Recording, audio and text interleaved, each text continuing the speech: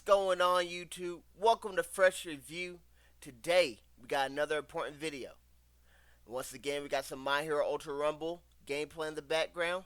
This footage is from Season 1, so it might be a little outdated skill-wise. If it is a big difference, let me know in the comment section down below. I will be sure to not upload any more Season 1 gameplay. But I ain't gonna lie to you. I rewatched the gameplay. I was a dog back then, I'm a dog now. So, if I probably didn't tell you, you wouldn't even know.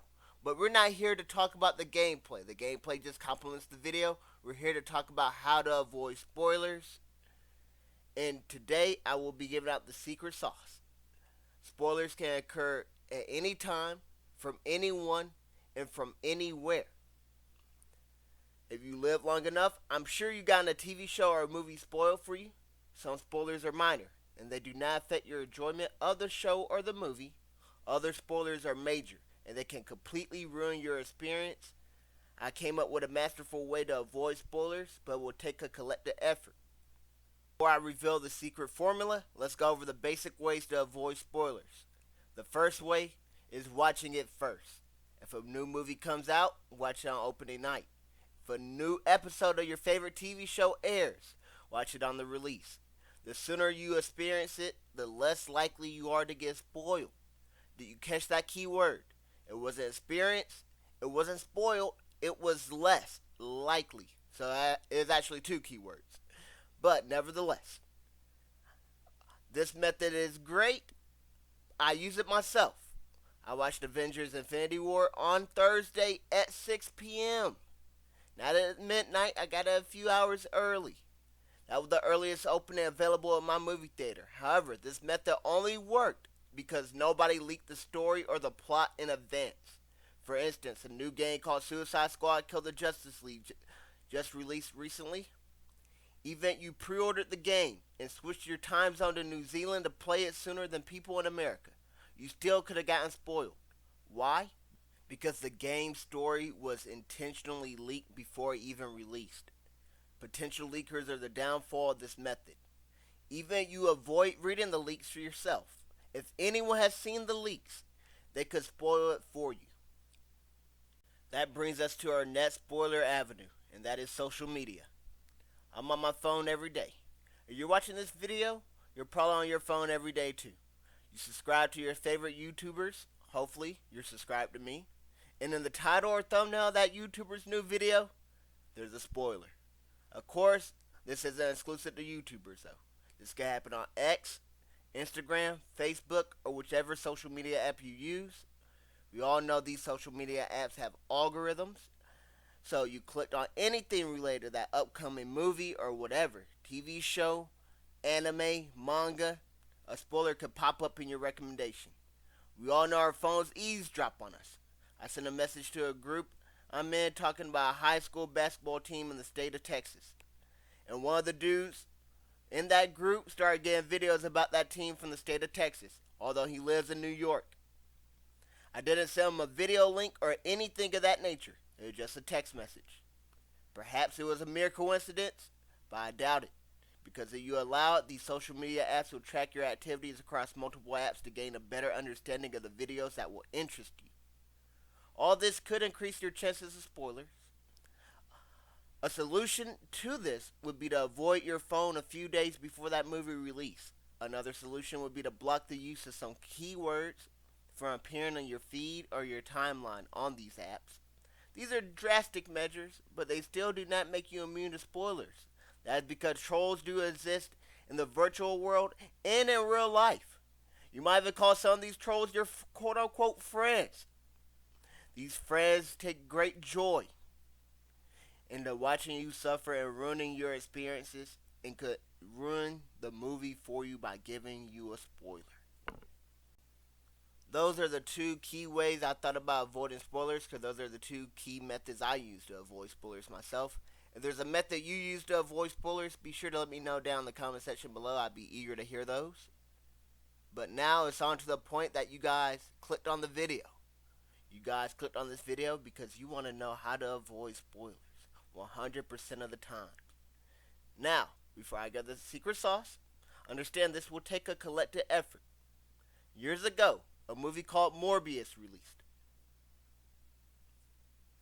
I have never seen this movie, full disclaimer, but I have seen countless memes and comments about the movie. From my understanding of Morbius, it is not one of the worst movies of all time. It is not one of the best movies of all time. It is one of the movies of all time. There is no adjective to describe how this movie makes you feel. I read that Jared Leto looked up to the heavens and proclaimed that it was morbing time and unleashed a morbillion morbs all at once. One comment talked about how he was watching the movie in the theater. After the climax, the entire theater had a morb. All the comments were so outlandish and random, it felt like being hit with infinite void. The amount of information you absorbed made me question who to believe, what to believe, if anything was real at all, if nothing was real. Did Jared Leto really morb all over the place?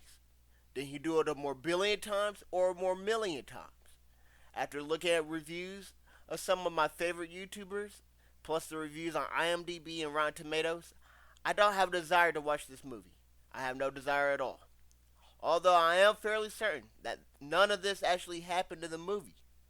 This movie has been out for years, and I still don't know what even happens in the movie. So with all that being said, why wasn't this movie spoiled to me? Why?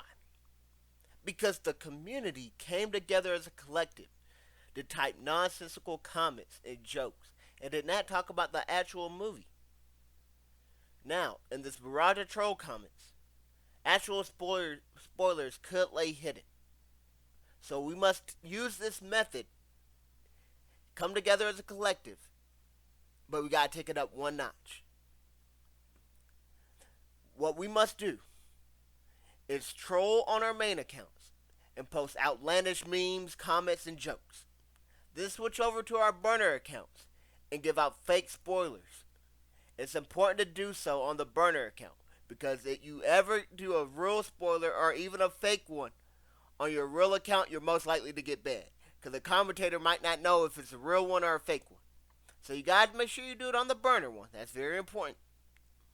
You don't want to get hit with a ban hammer.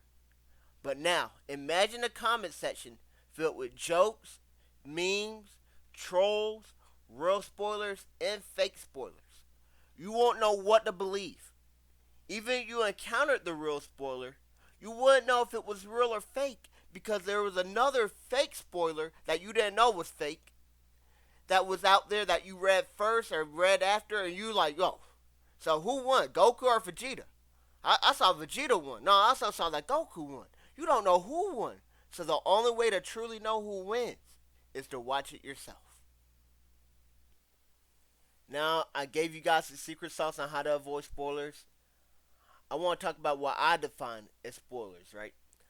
Ultimately, I think spoilers can be broken down to two categories. Major spoilers and minor spoilers. We all know the major spoilers, right? Major spoilers are when significant events in the plot are revealed and it ultimately ruins the experience. But what are minor spoilers? Well, minor spoilers are things that won't ruin the experience but can still take away from it. For instance, when I recommend a movie or TV show, I like to just recommend it and not say too much about it. When movies or TV shows are recommended to me, I prefer that they are just recommended as well. I believe that when someone watches a movie without knowing the plot or seeing the trailer, it makes for a better experience. An example of a minor spoiler would be me telling someone a movie has a lot of twists and turns, or it has a lot of plot twists. A major spoiler would be me telling them the actual plot twist itself. Of course, the major spoiler is far worse than the minor one.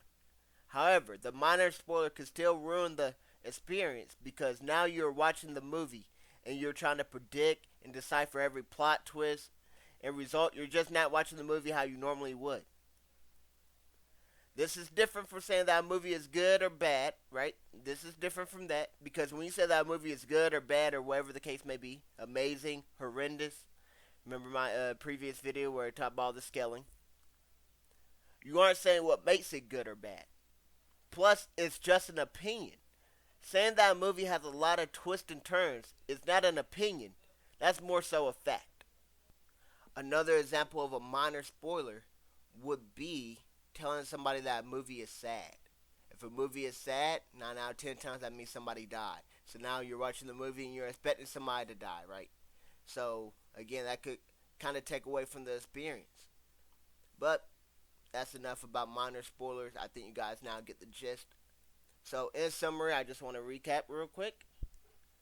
Watching something first or not using social media for an extended period of time can work for yourself.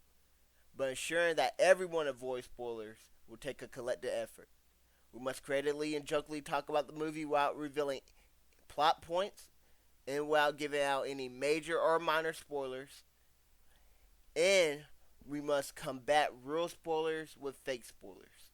Now, before I unleash you all into the world to spread the gospel, let's practice. Leave a troll comment or a fake spoiler about the gameplay that you have been watching in the background. The next video will be my last video before we start reviewing TV shows, movies, and much more. It will be the actual rubric I use. I'll be breaking that down on how I plan on grading stuff. I want everything to be broken down on a consistent rubric. How much will characters be worth? Will that be worth 10% of the grade, 20% of the grade? How much acting will be worth? Whether it's voice acting or actual acting, visuals, soundtrack, stuff like that. I want that all broken down into percentages and stuff so we can have a consistent basis on how we grade. And after that, it will be WrestleMania 40. I want to give a review for that. One of my subscribers asked for that, so that's what I will be giving out, WrestleMania 40. So, I've been uploading every Wednesday. The first Wednesday was like at 8 o'clock. It began later and later. I'm being the buzzer just like in college, right? I didn't upload last Wednesday. That's on me. Time got away. But I do want to upload every Monday, Wednesday, Friday. Just 3 days a week. Those 3 days in particular. If I get this new job I'm applying for, I might not have time for Monday and Friday. We just got to play it by ear. But that will conclude this video. So as always, thanks for watching. I hope you guys enjoyed, and I hope to see you guys on the next one. If you're interested in any of the videos I was talking about, whether it's WrestleMania, whether it's the rubric, or some of the TV shows I showed in my last video, the animes I watched and ranked, please subscribe for more content and leave a like on this video if you like the video. Thanks.